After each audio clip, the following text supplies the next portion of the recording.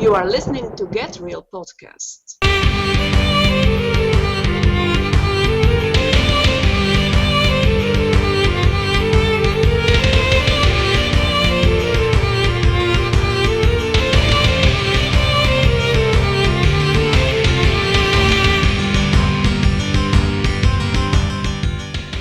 The universe that we live in is not only incomprehensible to our finite little brains, but it is actually quite frightening if you think about it. Think about this, Dan.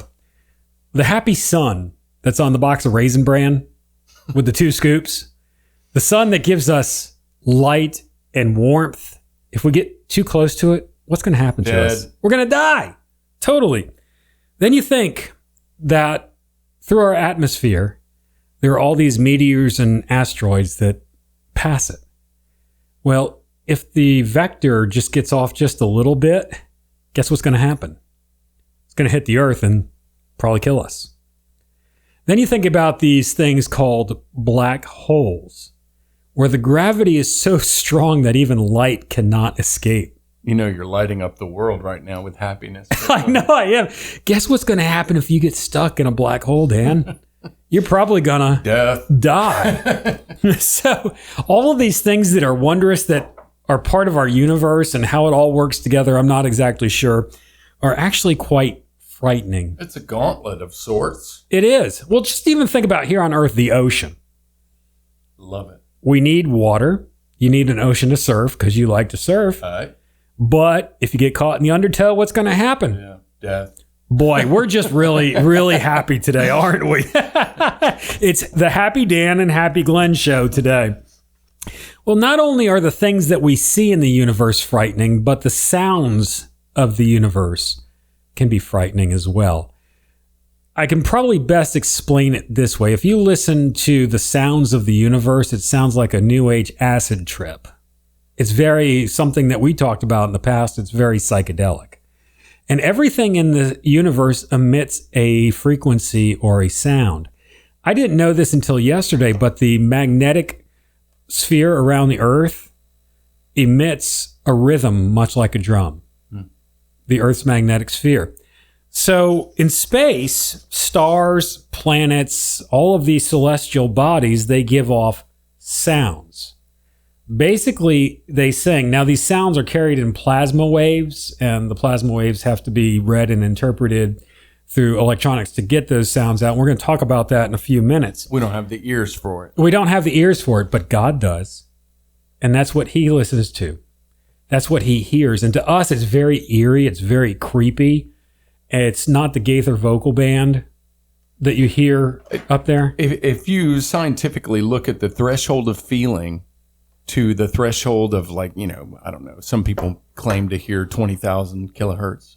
Mm-hmm. But from the feeling of bass, boom, boom, right, all the way to way up top, it's a very narrow dynamic, right? Yeah. And so there's a lot going on. There's a lot being sung, declaring the glory of God that you can't hear and I can't hear. Perhaps your dog could hear might be able to hear it. When you go to Job chapter 38, I'd like to take the book of Job and put it right next to the book of Genesis. Why it's a little bit further out in the canon, I'm not exactly sure. But there's so much about creation in the book of Job. It is the oldest book in Scripture. Genesis is not. Genesis is recount. All the things that happened in the book of Job and everything that was spoken was way before Moses even existed. But in Job chapter 38, when the Lord answered Job out of the whirlwind, kind of. That is so metal. so metal. That is one way I would not want the Lord to respond to me, though, is out of the whirlwind. No, thank you. Let's just kind of stay on the other side of the whirlwind. In verse 4 of chapter 38, this is what the Lord said to Job. Where was thou when I laid the foundations of the earth? Declare if thou hast understanding. Nope, don't. Okay, next. Who hath laid the measurement of the measures thereof, if thou knowest? Or who hath stretched the line upon it?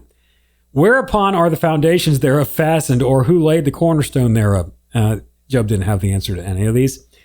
When the morning stars sang together and all of the sons of God shouted for joy. Let's go back there. When the morning stars sang together. science has proven through the plasma waves that the stars do sing. It's scientific fact. The word for stars, Hebrew word is kokab, and I went through Strong's Concordance and I did a study on it because there are a lot of people who say, well, those stars in there, those refer to the heavenly angels singing because stars can't sing. No, that word stars is the same one where God said to Abraham, look at the stars in the sky. It is referring specifically to the luminous celestial bodies. Then the word sang, this is very interesting, is ranan, which means ringing cry. And when we listen to the plasma waves in just a few minutes, you're going to hear the ring in them, and that's what the stars do. This took me back to Nightwish's Shudder Before the Beautiful and the breakdown, where the lyrics are the unknown, the grand show, the choir of the stars, interstellar theater play. So if you listen to the ringing stars and the sounds of the solar system, as I said, it's very frightening. It would sound like a new age acid trip. And NASA, we can say what we want about them, but they have posted these. I will. They have posted online the ability for you to listen to what the plasma waves sound like. And I want to do that for a minute. Now, it could be that NASA's playing a trick on us with this, and it's just Thomas Dolby playing a synthesizer, blinding us with science. No, there's a lot out there, and we can see the heavenly bodies, and we can understand. Do you know that the transatlantic cable, one of the first ones run across the ocean, because of the electromagnetics of everything going on, that was picking up I believe it's a quasar, and they could hear this noise, this static. Okay. And they were like, where is it? What are we getting? And they had no idea. And the guys that actually heard it but didn't know what it was, they won the Nobel Prize. And okay. they said that it was the black hole, actually, that was at the center of our universe. They were close. My cosmology's in flux, so I don't understand what that means. But there are things out there. I actually wrote a song. The Grateful Dead did some songs based off the beats that were being... A quasar will like rotate and they make these weird like beats and stuff. And I actually wrote a song in the chord progression of the chord stroke, the rhythm, that the way I play the guitar is actually in the exact rhythm of a particular quasar. Oh, wow. And it's interesting. So anyway, go ahead. So let's take a quick listen to a few of these sounds here. The first one that I'm going to play for us is the sound of the sun. It's what the sun sounds like. It's radio transmissions. Sing to me, son. Sun, sing.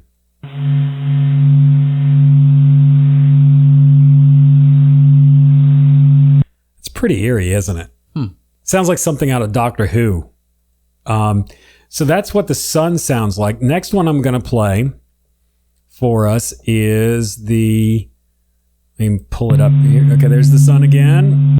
Do a little edit on that. Okay, that's the sun. The next one is the moon Enceladus, which is the sixth largest moon of Saturn.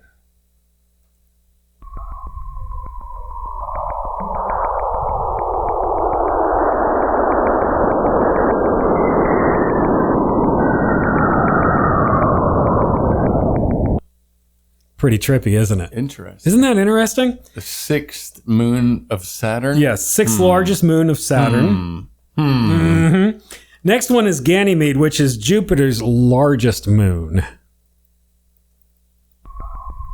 Oop, let me rewind here.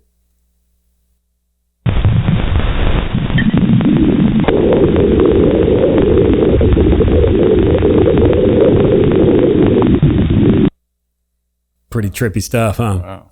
So then the last one that we have for your entertainment today, and then what I did is I mixed these all together. Hold it. Okay, that is Stardust from a comet. So we just processed all of those, listening to them one at a time. And it's pretty eerie. It's not what I would tune into personally to listen to. At the end of a long, hard day. At the end of a long, hard day. I like to listen to the sixth moon of Saturn.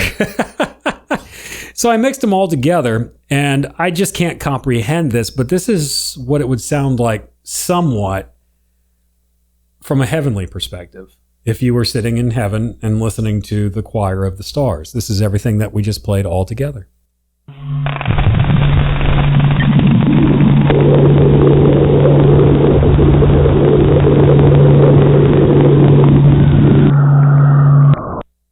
Other than the fact it's really hot in the headphones, so it's bright. But that actually I find to be the word that came to my mind was expanding.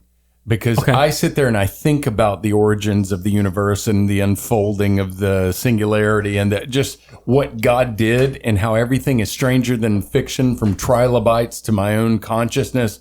I'm sitting there going like, and trying to discern truth and trying to grasp the world and the afterlife and everything around me. And when I hear that, I find that to be fascinating. That you say that is interesting. If we played that at a Baptist church convention, hey, listen to my new mix here, and we just played that and didn't tell them what it is, we would probably get thrown out for playing New Age sounds and New Age music. It's not Logos, brother, because it does not follow what so-and-so and his volume of books. I edited. I self-edited. I'm going to hold back. You self-edited that. Well, I'm excited about today's guest. He's a emerging artist. His name is Andrew Williams.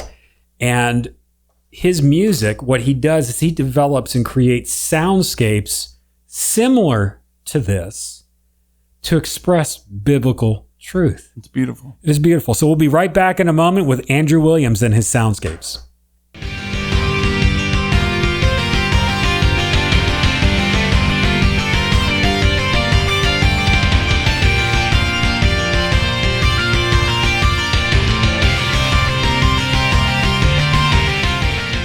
Andrew, welcome to the Get Real podcast. I failed to mention this before we got into this interview.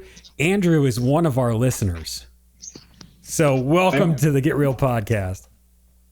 So Andrew, how would you best describe your music and your musical project? That is a really good question. If I'm to kind of just look at the surface of the sound of what I'm actually trying to do, I don't know if I can throw it into any kind of genre. I don't know if I can classify it into a genre, to be honest, because the ideas themselves are more like, what were we saying? Like an outline work for something that is to come, possibly. So it's, when I listen to it or when I share it with people, a lot of people say, oh, that sounds like indie music, or they say it sounds like, it sounds kind of electronica, or it sounds like it has kind of a, what was the word? Kind of like a galactic sound to it. Kind of a starry, kind of like a Starscape type, vibe. That's a good genre. Like Starscape. And brand new one. I mean, it's one of those things where it's like, I literally, I could sit around all day and try to find genres to set these sounds into, but in that process, I get so distracted sometimes because I'm like, what am I really trying to do with these tracks? Am I trying to make them a genre, or am I trying to say something with them? So it's one of those things where it's, I know that the tendency of the sound is to kind of direct towards this kind of like an EDM-ish thing, or kind of like what's going on in a lot of the I'll try to be less stereotypical. And that's okay. The new age festivals that go on all over the place. You have Ozora, you have High Sierra, you have Lightning in a Bottle, you have a lot of these really, really, really awesome festivals that have all this potential. But while I was there during my run through California, I didn't see anybody proclaiming the name of Christ. And so after being like really influenced by the genre and seeing how much potential that community has, it made me just sit and kind of scratch my head like, wow, there's so much cool, innovative stuff going on here. Why is nobody talking about God? Is basically what I came to. So go ahead. I like that genre that you came up with, Starscape, because before we got into this interview, Dan and I were listening to some of the NASA sounds of the stars, and that's all things that God created. And when you look in Job chapter 38, it talks about the stars singing. And when I listen to your soundscapes, when I listen to your music, it just evokes in my mind visions of creation and the universe in a way that I've never perceived it before. And I think for a lot of people, especially those who follow Christ and are born again, they've only envisioned the universe in a very narrow box. And what you hear, to me, what I hear in the New Age is just what exists in the universe, but not towards God. Really, it leaves God out of it. If I'm not mistaken, would you agree, Dan? Well, I think there's a lot of imbalance. Like in current church, people get a lot into, because there's two facets of theology or doctrine. And one is the perception of the creation around you, leading you to an understand of his Godhead, the divinity, the understanding. And there's so much churchianity, to pick a word or whatever, that is like based off of, well, the twangy preacher said this and this and this and this, and we're going to grab onto that group think. And it's not necessarily resonant with both sides of it, to like the universe, the stars, the everything. And I found your music to be absolutely captivating. I did. We do a lot of interviews. We do a lot of different genres. This was one of the most enjoyable things that I've listened to. It's truly unique. I found it to be stirring. I found it to be intrinsically observational. That may sound weird. I think you get it. But it was like, man, this is like somebody looking and thinking and trying to perceive from the one you're looking at clouds, you're looking at this, you're thinking about the origins of life itself, you're thinking about God and whatever that means, biblically and in your understanding and consciousness. And dude, I really, really, really enjoy your music. I do, man. This is not putting that on. That's absolutely. I'm going to listen to your stuff. One of the tracks that we listened to this afternoon, Andrew, was Arc. What is it that you're trying to express through that particular piece of work? Okay, so actually, I think this is Dan, right? This is. I'm Glenn. Glenn and Dan. I'm Glenn. Yeah, and this I'm is Dan. Dan. There we go. Yep. Okay. It is really cool to meet you, Dan. Thank you for the kind words. To be really honest with you, man, like I think you answered my question for me better than I can answer it. Like you really summed it up really well when you were talking about the beginning of creation. Like I have kind of a rear cover art for Hydra, and in the rear cover art, there's a few verses that I have that are relevant to the tracks. And for Arc, one of them is just the first few pieces of scripture out of Genesis, where it talks about creation. And this is where it gets really, really fascinating, is because my original intent when I made that track was just to kind of have, kind of a rough idea of what it might have been like, without planes, without airwaves, without electricity, without all these crazy things that we get distracted by nowadays. But I really was going for something within stillness. Like I didn't want there to be a drum track to it yet. I was like really experimenting with a lot of different sounds that I've never played with before. So, but if I can elaborate a little bit more on the track and kind of what it's coming down to, I was thinking about this. There's kind of more than just a biblical precept behind it. So I have a daughter, and I was not in a good place mentally when she came into the world, and I'm actually really going through some deep stuff inside of me right now and just trying to like see what God's trying to say on it. And the more I looked at these tracks, it seemed like when I was in Tennessee before my stuff actually disappeared, I had some lyrics wrote out for following ideas, like not Hydra, but I actually had a second EP I was working on also.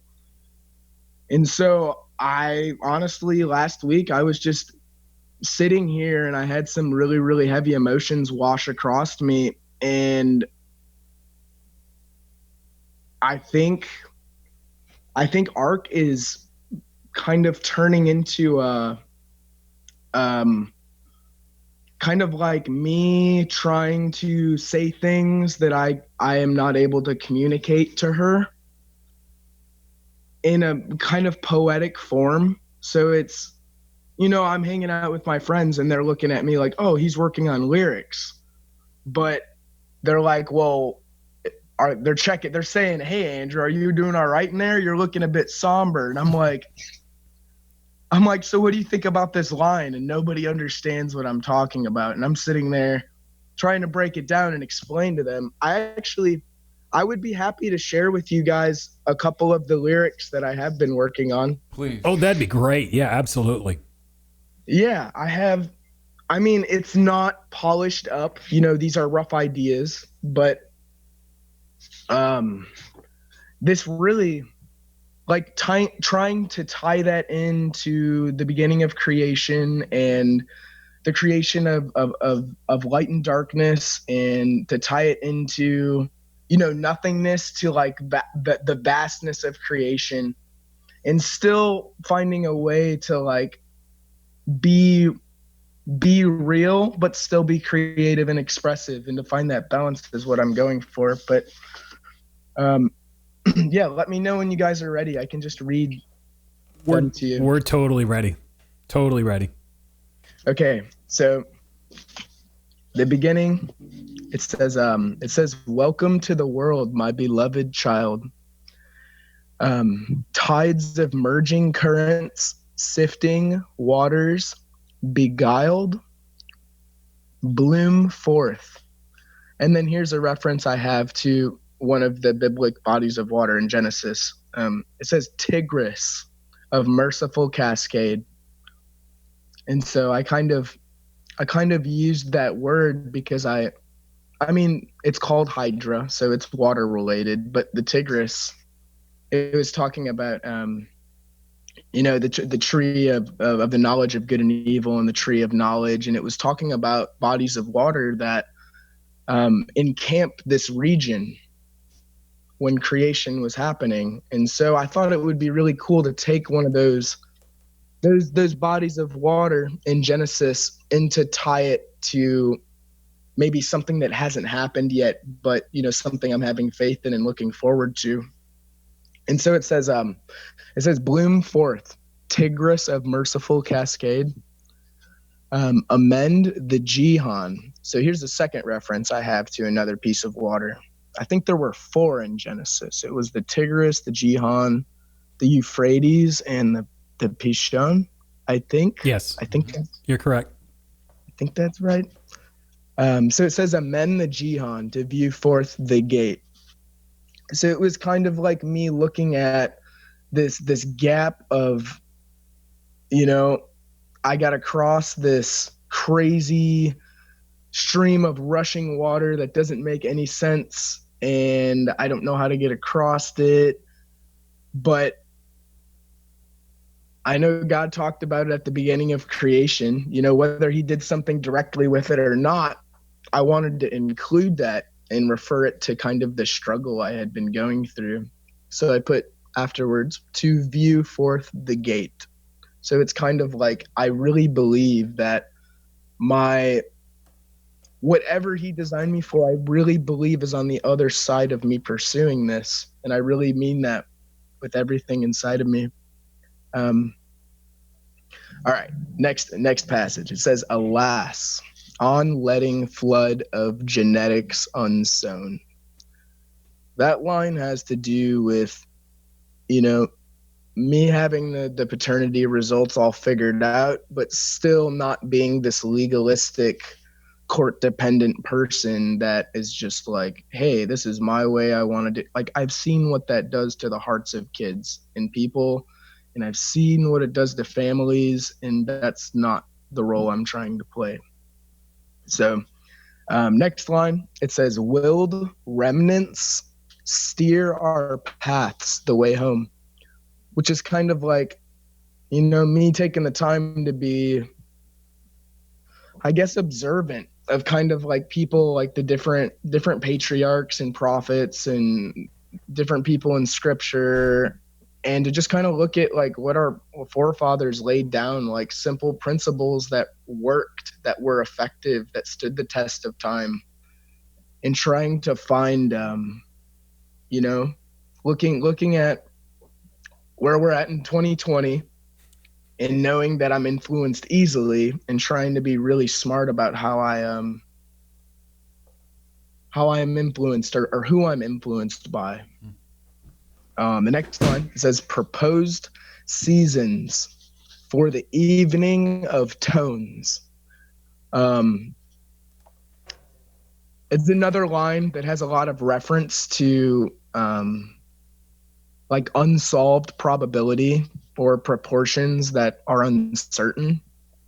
But the essence of what I'm trying to say is, you know, my role in this is to find something that works for the peaceable reality of everyone, you know? So I'm seeing the potential behind it. I'm seeing that at some time or another, when Dakota, my daughter, finds out that I'm her dad, if that happens, you know, there's a lot of things that I don't know, but if that happens, I wanted to leave some footprints, explaining, you know, how we're celebrating her life, literally. And so that's kind of what this EP is kind of coming to, is just when I started making it, it was really a lot of unwordable feelings and emotions where I just didn't have words, honestly, to explain myself. All I had were emotions. And so a lot of the sounds were created from that space inside of me.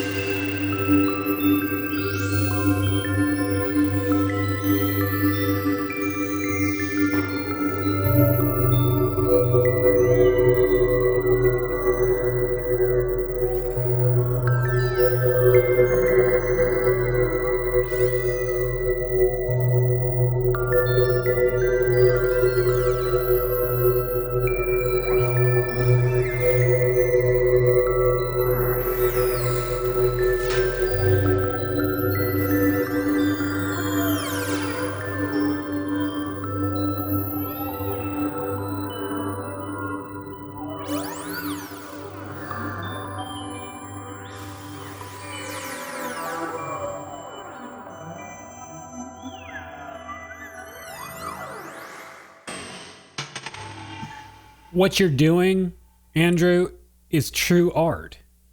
That what you're doing is art in the truest form. And listening to you, the way that this is all starts from the beginning, it starts with the emotion and then it turns into the lyrics. It's not like you're trying to put out an album or drop an album for, to make some money. You're truly expressing what God's put in you. And really, that is the true definition of what we call over here prophetic art. Everything that you're saying, the imagery, the way that the sounds tie in with the imagery, that is prophetic art. It resonates. Yeah. It's like the parallels that you're dealing with. You're talking about these four rivers and creation and the birthing of all things and Genesis and the creation of the world, paralleling with your own patriarchal thing, the observation of your daughter and the questioning and the viewpoint of your own humanity and your own fallibility and the beauty and the tenderness, but the separation between just all of that's there. And I totally get when you said that you try to explain your thoughts and then some of your friends are like, what? They don't get it, right? I write some music and sometimes, a lot of times, other than Glenn, whatever special talent you have. I'm special. I get on this podcast, I talk to Glenn on the phone, we do things, and I write music because a lot of the things that bounce around in my mind, nobody gets. or it's so elaborate, you need more colors than are on the palette of conversation to be able to paint for someone. So when you go into music and sound and things that haven't necessarily been heard before, your music very much spoke to me. I mean, I got it. My favorite of the ones that I heard so far, I like all of them, but I really, really enjoyed Crustacean. And I just, it was, I don't know. I just get it. I'm one of those, I could probably sit and hang out with you and you could talk and I'd be like, yeah, man. And you wouldn't have to sing or now let me ask you, are those lyrics that you're going to sing or is that like poetry you put under your music or how's that going to be delivered with that? Yeah. Right. Okay. So it's also another experimental phase where I'm, because I don't have a computer, I've been downloading these apps and just experimenting like different effects on my voice and seeing like, actually with my voice the way it is right now, I have kind of a natural effect going on. Yeah, it's a good rasp, man. Yeah, it is. I like it. I have to smoke 6 packs to get to that. Yeah, I know. That's what it sounds like. I smoke 10 cigars. I know. But yeah, man, really. And here's the route that was really unplanned was I, after being influenced heavily by a lot of different bands that you've heard of Cornerstone Festival, right? You shared that with me the last time that we spoke. That was actually the first time that I had heard of that. I have not. Yeah, right. So my original idea was like, when I was there and I heard heavy music for the first time, I'm sitting there like, what? These people can do this and tell people about God, and I'm just bewildered almost, because I had never seen anything like that. But initially my idea was, okay, we're going to make some backing tracks, and then in time, if God wills it, he'll provide members. And from that point, if he wants to take this and do something more with it, then, but literally just a step at a time. Like it's a one-person thing right now, and I'm seriously considered. I think I'm gonna do these lyrics for this track by myself, and I think I'm also gonna include some sound clips of like, you ever hear kind of nostalgic recordings where they sound dusty? Yes. And it kind of just sounds. Yep. Yeah, right. It has kind of just a clip of someone reminiscing on something. Mm-hmm. I was going to throw a couple of those in there also too. But auto-tune and reverb right now is what I'm looking at. Auto-tune used in a proper way, I might add, and reverb in a proper way, because this is just you. And I want to backtrack for our listeners. You do have an 8-track EP that's on Bandcamp right now entitled Hydra. How do our listeners go to Bandcamp? What should they type in to find your music over there? So to find it on Bandcamp, you can type in Bluochre, bandcamp.com, and I can spell that out because I know it's kind of a confusing word. Please, but, yeah, that'd be great if you could do that. It's BLUOCHRE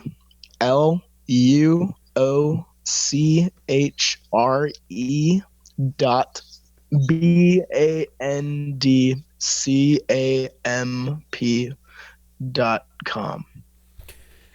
You know, Andrew, we're going to help our listeners out too with that, because this is prophetic art in its truest form. And you are our first artist that we're interviewing for our third year now. We're going into our third year. That's amazing. Of the Get Real podcast. And you are going to be our August prophetic artist of the month. And we're going to post that information on the Lithos Cry website at lithoscry.com so that our listeners can get there, because what you're doing is so artistic, so unusual in a good way.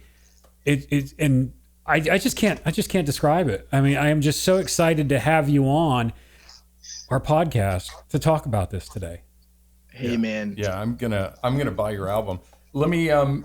Is that the only place to get it? Is it on iTunes, or is it you have to get it through Bandcamp?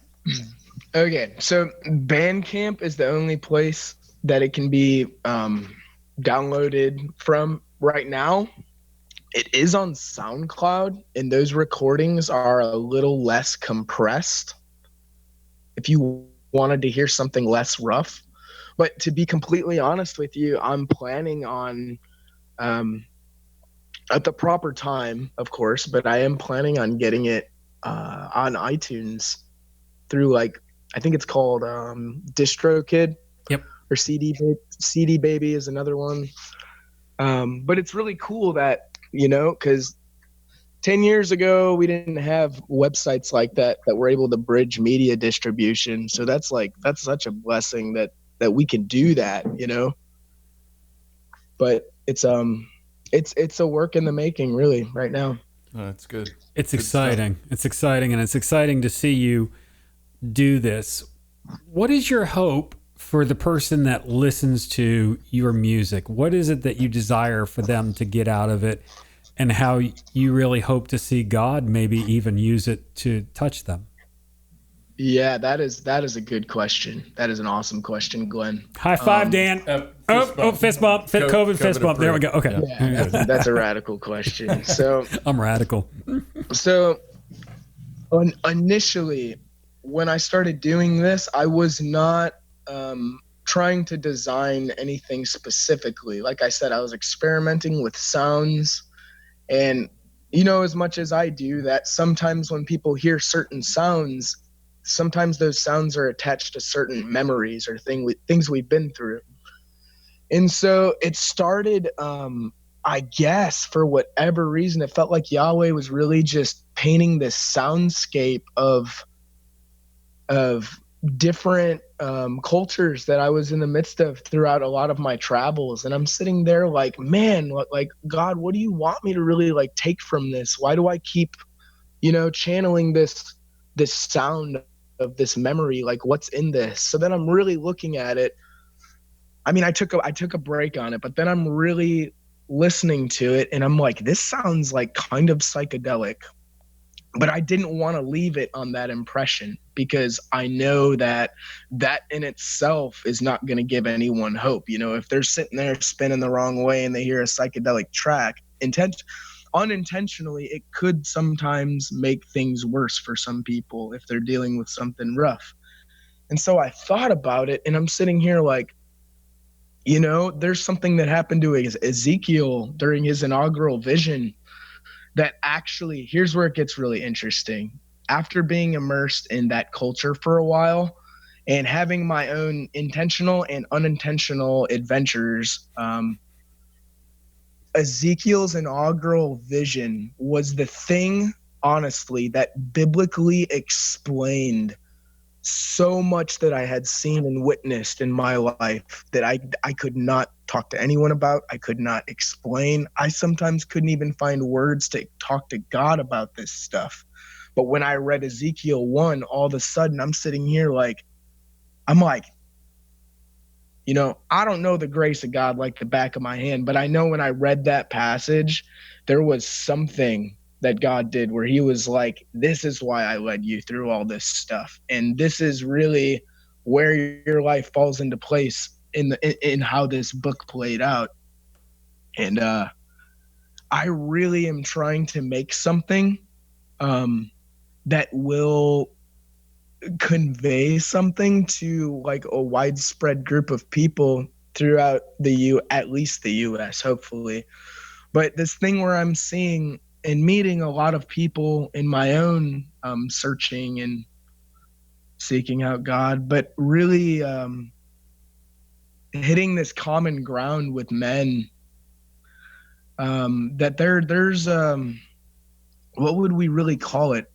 It's like a disagreed parenthood adversity or something, where it's like there's a large group of people that because A, B, and C aren't present, they can't have D. And a lot of the situations I think are justice related, but I also think a lot of the situations are really misconstrued, just misunderstandings and disagreements that have been carried out for a long time. And I'm hoping that that there can be some support and some encouragement and some solace throughout this CD that will speak to the listener and just remind them to, like, whatever it is that's going on in their life, to hold on and to just try to find a way for God to help us get our hearts in the condition we need them to be to share them. Because if we bottle all this stuff up, I mean, even me with these lyrics, if I leave it all codexed how I have it, yeah, it's cool, it's beautiful, it's poetic, but I really want to break it down a little bit more so that even the person that's not as, thought-provokingly advanced can still really grasp a core concept from it and be like, this doesn't sound like what I would hear on a Christian radio station. That's really what I was kind of going for, because I know there's awesome. There's a whole generation of us that's out there, and like I was saying, there's nobody. When you have bands like For Today and Sleeping Giant and these bands that are they're starting to roll off the radar. They're getting old. They're having families. I'm getting it. But like I was telling Glenn, there's a big opportunity for a lot of us solo artists and undiscovered artists. It's a really big possibility right now for us. And I really want to make a shout out to that too, because I think a lot of people think that it's this media struggle. Like, oh, how many likes can I get on Facebook? How can this look on SoundCloud? And I'll be honest, I fell into it a little bit. Why do you think the cover art's so fancy? But really, though, I mean that, man. I mean that with all my heart. That is so refreshing awesome. In a million ways, man. I get it. Well, it's like what I said. You strike me as the type of person that is sensitive, and you pick up on things that a lot of people don't. It can be a burden to have such antennae, right? It can be a You're walking pain. around picking up on all the subtleties of these beautiful things, and you can feel kind of like you're flopping around sometimes. I feel like I'm like that too. Like I go through normal life, and you're hearing and seeing and observing and feeling weight where other people don't even notice anything, or they don't hear it, and you're transmitting all that dialectic and rhetorical information and emotion and all these things that you want to express, and people are like, you want some Taco Bell? I mean, they don't get it. They don't. Where's All Shucks at? Remember when we were preaching and the guy came up and asked us where the restaurant was at? We're like preaching the very foundations of the heaven and gospel. hell and the gospel, and somebody's like, "Excuse me, do you know where the Bubba Gump shrimp is at?" No, it's very refreshing, dude. And you're right. The market, which I hate using that word, but the normal cycle of things, when you're like authentic and just sticking the antenna in the air and going like, Lord, reverberate something truly unique, and you're not a clique worshiper, you're not just, what can I do to fit in with the cliche or the genre or make it big or get popularity and attention. there's other things going on in you. And when I heard, as soon as I clicked on your first song, I was like, oh yeah. And I listened to some EDM. I've dabbled in new age music a little bit, but I truly was moved, and I really was. I hope I'm very. This is the Get Real program. Dan's being real. I tell people straight up how I feel, and this is one of my favorite interviews that we've done. And I really appreciate your creativity. I appreciate the music, and I think people will notice. And I think I don't know. It's cool stuff. Andrew, you were talking about your misadventures just a few seconds ago, and I want to kind of round back to that. You found yourself, you didn't plan it, but you found yourself in the middle of the riots in Detroit, Michigan. My goodness. Can you share with our listeners what you shared with me about what you observed there and what you saw? Okay, so the Greyhound bus system in itself is it's a doozy, man. Like some people know how to navigate those things well. I am not. That's not one of my gifts. I am not the best at navigating Greyhound bus systems, apparently. But yeah, man. I was in, I think, like Cincinnati, Ohio, and my tickets got all misplaced. I'll be honest, I fell asleep on the bus, and I wake up and I hear next stop Detroit, Michigan, and I'm thinking, I'm like, what? That doesn't sound like my stop, And so the guy's like, yeah, everyone's got to get off the bus. So I grab my stuff and I'm like, all right, so I'm in Detroit now. To be completely honest with you, man, I really felt like I don't feel like that was a mistake, man. I think God is starting to send me on this journey where he's letting me observe things from afar. He's letting me observe things up close, and he's keeping me safe somehow. It's like even with the car thing that happened, I've talked to people about situations like that have been, they've said things like, oh yeah, some guy stuck a gun in my face and he took everything I had. It's like, that's not what happened to me. I didn't have anything like that. I have had stuff like that happen, but as I continue on this pursuit that I'm on, it seems like God wanted me to kind of have like a bird's eye view of what the world's going through and the real gap that our generation has, and like the emotional influx of these kids and the potential that I think is even being increased at younger ages, really. And when you have an entire population of one of the most ruthless industrial cities in the world, and they try to say, hey, here's mass quarantine, and just nobody does anything about it, yeah, there's bound to be some intense disagreements after it goes on long enough. And that's what I got to witness. So you get out of the bus, you're like carrying luggage and going through a riot, or what happened? Okay, yeah, that is pretty much how it was. Really, it was like 3 blocks away from the bus station. Like I could see a crowd of people, I could see the cop cars down the road, and I'm immediately like, I don't know what's going on, but there's definitely something going on over here. So yeah, all I had was a backpack at this point. So I walked that way, and there's I think, I'm trying to think, a nice looking 16-year-old Puerto Rican kid, standing on a podium, sharing his heart about how he really felt. And you could tell a lot of what he was saying, he didn't really have entirety of knowledge behind what a lot of the stuff he was saying. But you could also tell that there were a couple moments where, how I was saying, where there were feelings I felt where I didn't have words for them. I witnessed that kid go through that same thing, where you could see that the emotion he was feeling was so beyond what he had been able to speak to those people within that 15-minute protest where he had the megaphone out. And I just wanted to observe that, really, and to see how they're handling it, to see and to listen to different people's perspectives. But the one thing I was telling Glenn about was it did kind of either it was so much in God's hands that I felt his presence, or I was just in a spot that was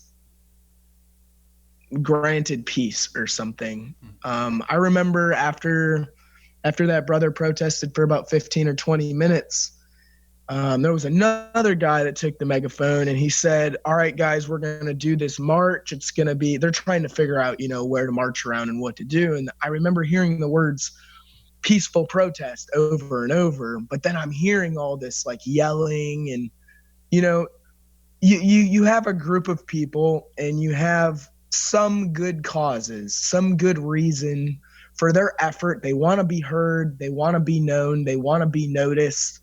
I think you guys even said in a few of your podcasts, these kids,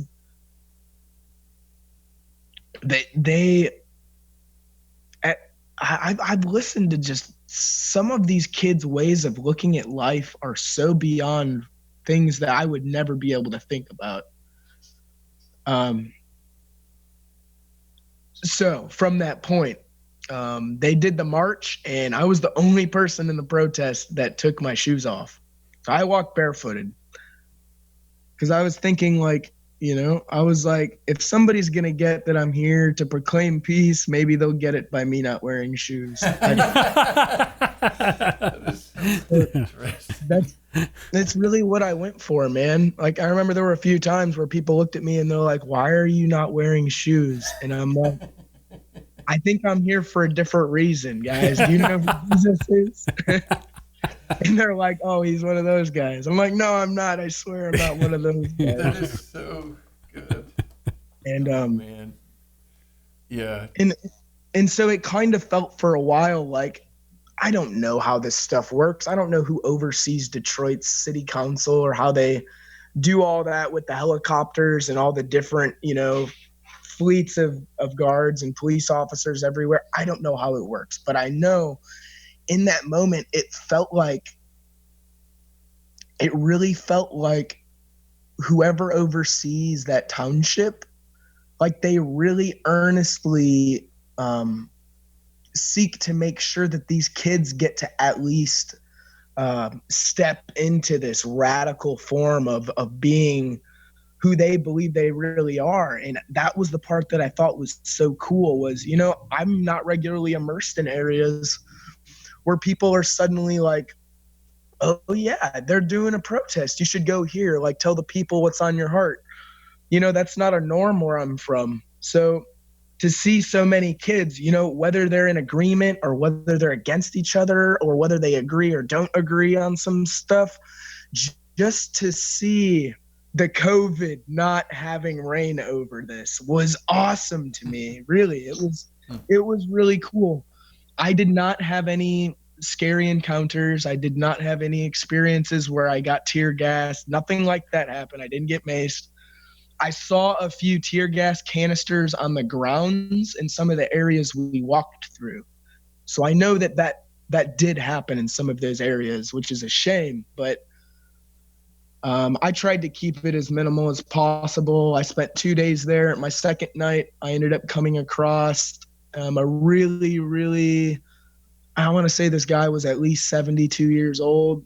He was a vet and he was with his son. I don't know if it was his biological son or not, but they were arguing and drinking over a bottle of Jack and just like angrily just taking it out on each other. And I was like, I don't know what's up, but I'm hanging out with these guys. So I sat down next to him and they immediately are looking at me like, where'd you come from, weirdo? And I'm like, I didn't know what to say, In that moment, another like argument breaks out across the street in this in front of this bar to the left of me. And I'm looking and I'm like, just trying to observe, trying to figure out what are these people arguing about, like the protest is over. It's a late night. The sun went down. There's a cool breeze. There's food. They got beer. Like what could possibly be wrong?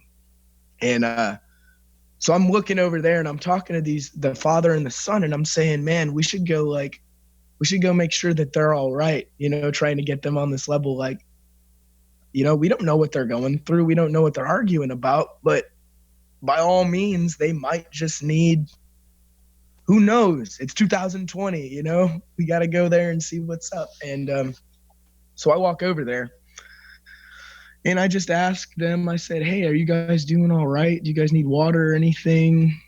And he looked at me kind of sarcastically and he was like, no, man, we don't need you here. He's like, go back over to where that statue was at, where you were sitting next to your bum friends. And I'm like, I mean, I didn't catch an attitude, but it is crazy because a simple stereotype, like calling someone a bum, like that's one thing, okay?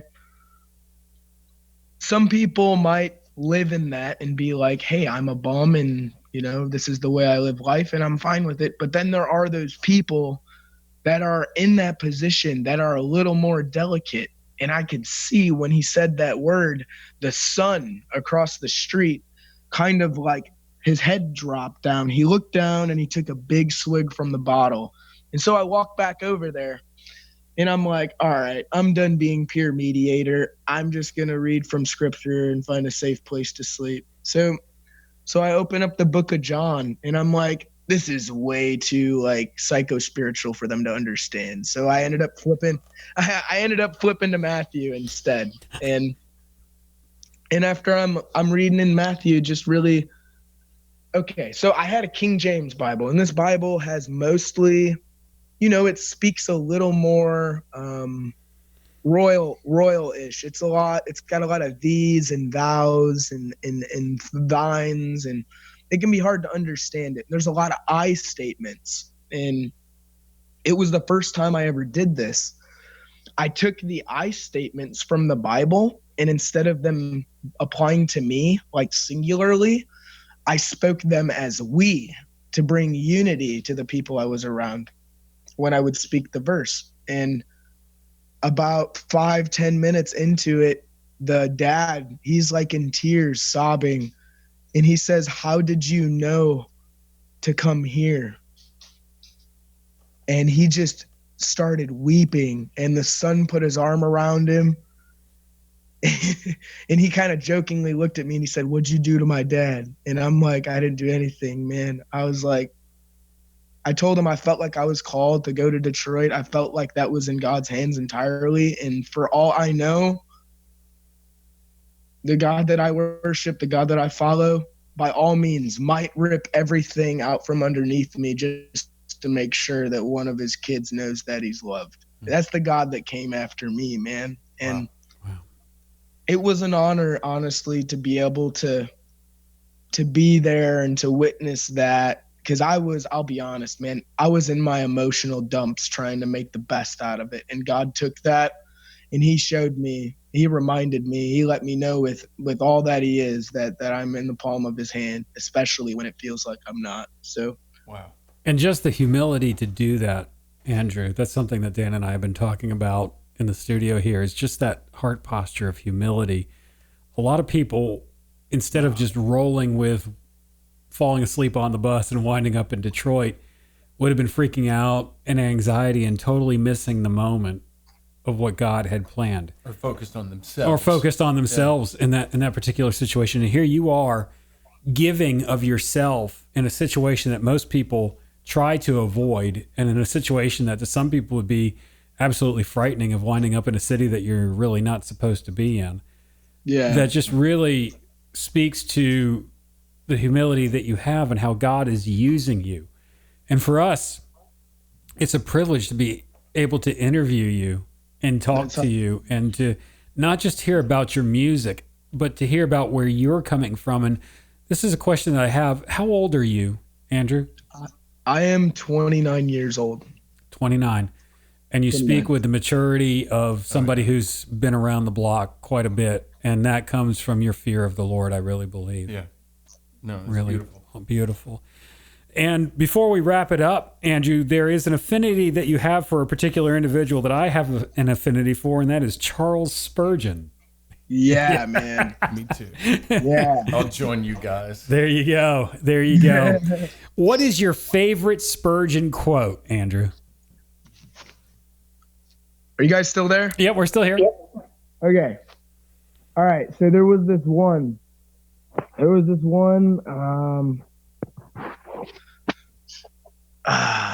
The guy's stuff is so brilliant. I can't get enough of it. Like, I almost told you to postpone the interview for a half hour so I could read some Spurgeon, but I knew that probably wasn't a good idea. And you can paraphrase. It's not holy it's not, writ. not No holy lightning. writ. No Yep. lightning. No. I'm actually looking on my Instagram. There was this one that I remember I was thinking about the interview, and I was like, I just wanted to share it with you guys. So I'm actually trying to find it right quick.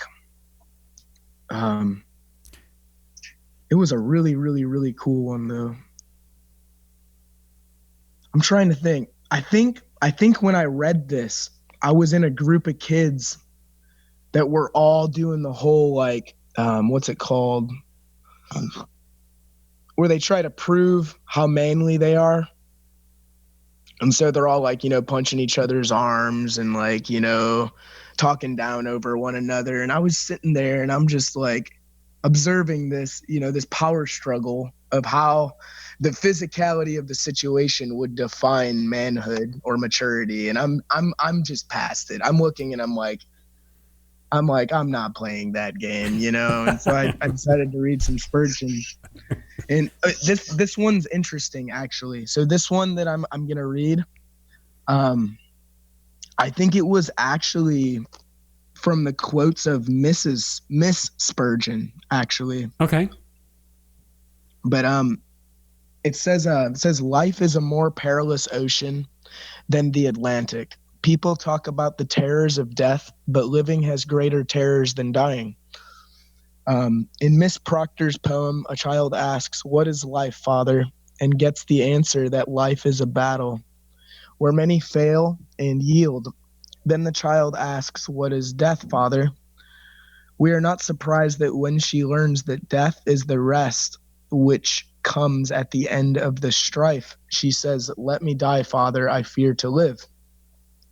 But the wise answer is, you must live first and win your crown on the battlefields of life.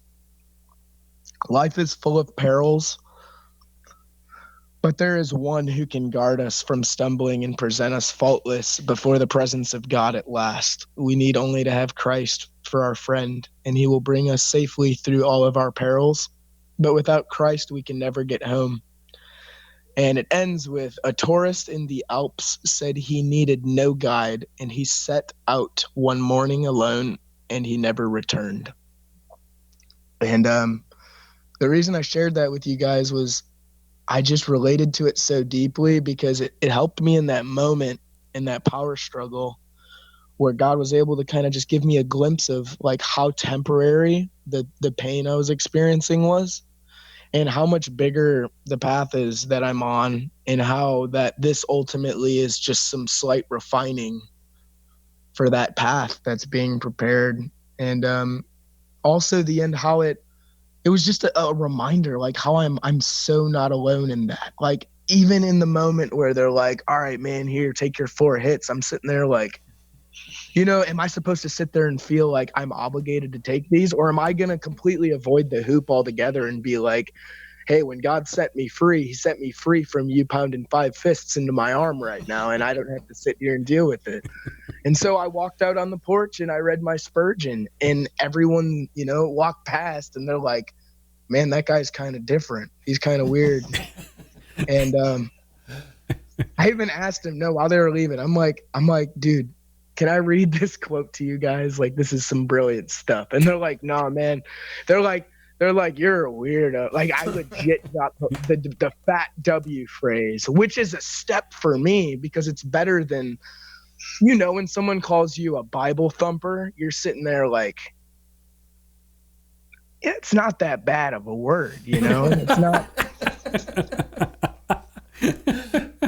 you're the weirdo for avoiding getting punched 5 times in the arm. You know? Yeah, I'm trying to do stuff here. I'd rather not wake up with a bruise the size. I'm good. But it really though. I figured I would share that one with you guys. But the guy really he in what he shares, he was able to preserve the moral uprightness and the true honors that I think were embedded in those time periods where in translation of society and media, that honor is lost in a lot of what we read and hear on a daily basis. And so this is when I listen to Spurgeon, to Mr. Spurgeon or Mrs. Spurgeon, they both have awesome excerpts, but whether I'm listening or reading one or the other, it does not fail to center me in a spot that I know is honorable. So that's really what I use it for, as kind of like a heart compass. I'll use that. Really. That is so true about honor. I think it goes even one step further. True honor is something that is actually disdained today in today's society. Absolutely. It's so hard to find. It's really a precious pearl. And just think, Andrew, maybe a century or 2 centuries from now, should the Lord tarry, somebody will be quoting you about not taking Greyhound buses. Right. Oh, man. The story, man, I'm never going to forget the Greyhound story. Dude, I didn't even tell you what happened when I was in Johnson City and I actually tried to get on the bus with no ID, no passport, no identification. What'd they do to you? I don't think I got to tell you the prelude to the bus adventure. Oh, so, okay. One of my best friends, his name is Dale. And this guy, God put him in my life years ago. And it was one of those things that I couldn't see how great this person was in my life, or how full of real honorable brotherhood-like traits that this guy was. And so earlier on in my years, sad to say it, but our friendship was severed due to some mass disagreements. But we were reconjoined recently, somehow, after my Mobile, Alabama excursion. But anyways, so I'm sitting at the bus station, and I call my buddy because if there's any corporate loopholes, or if there's any kind of security guard standing in the way of stuff, I'm like, this is the guy I need to call. And so I call him. He calls corporate. He calls the station. He calls Homeland Security. He calls all these places. It comes to the point where the Greyhound station called the cops on me and told the cop to call my friend to get him to stop calling the corporate offices. I'm like, well, are you going to help me get on the bus? I'm not a refugee. I've proved it to you 6 times. And they just continue to just play these identification games. It finally got to the point where I'm like, okay, who cares about the ticket? I'm at this station. Within 10 minutes, some random, I'm not going to say random at this point. It was an elder lady that was maybe, I don't know. We're not supposed to guess women's age. Wisdom. Very wise. She was a little older, and her knee was bleeding really bad. And I'm sitting there. I'm like, well, I have nothing but a first aid kit and a Bible in my backpack. So I'm going to do this. Right when I started cleaning up this lady's wound and putting ointment, right when I put the ointment on it, the guy in the station runs out. He yells at me, and he's like, that's it. He's like, you're getting arrested now. I'm like, the cops were just here. They just talked to me. I'm like, this has been paid for me to sit at this station. I'm just helping this sister's leg get better. And he says, oh no, that's not how it's going. Calls the cop that was just there, that knows my whole story. And somehow it became like a godly, humorous scenario where God was like, I mean, really, this was funny. So I'm sitting there and I'm like, at this point, I'm just like, this is ridiculous. Like, everything's been proved. They know who I am. They have my social security. They have my ID. Anybody not willing to take those credentials and to help get me where I need to go is just voiding the process. And the police officer said, sir, if you remain where you're sitting, it's going to be a trespassing ticket. And so I looked at the police officer and I said, you're going to write me a ticket with a question mark? I was like, that's what I came here for. And I wasn't being sarcastic either. This is where it gets interesting, is the cops looked at me like I was being sarcastic. And then I looked at the sky when they did that. And I just shook my head and they started laughing. And I was like, all right, guys, I'm going to go over here. You guys have a nice day. And I ended up right after that meeting this really, really cool kid that his name was Daniel. And he was actually skateboarding on one of those like electronic skateboards with a lawnmower wheel in the center of it. And he stops and I look at him and I'm just like, I don't know what to do or where to go at this point. So I just asked him, I said, hey, do you know who Jesus is? And he's like, I do. And I'm like, what do you know about him? And he's like, he pulls this Hebrew Sefer Bible out of his backpack and starts reading from Matthew, like almost like there was a specific verse that he wanted me to hear. And he wanted me to be comforted by. And I want to say it was Matthew 23, Matthew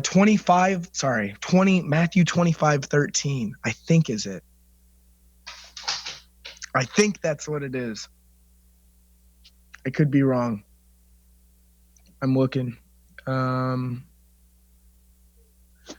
Nope, that's not it. Let's try 23:13.